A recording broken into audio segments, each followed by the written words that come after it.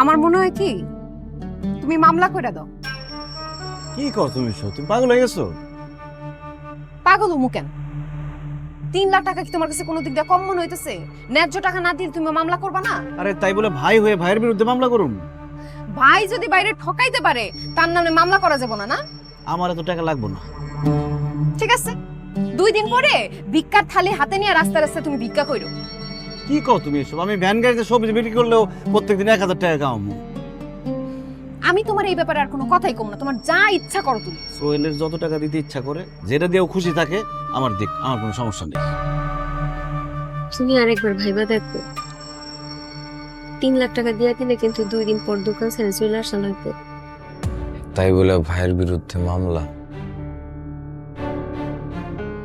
উচিত বিচার পাইতে হলে তো মামলা করতেই হইব। টাকা লাগবো না আমার,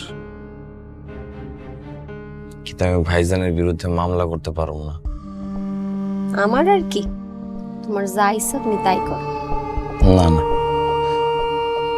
ভাইজানের বিরুদ্ধে আমি মামলা করতে পারবো না, কিছুতেই পারবো না।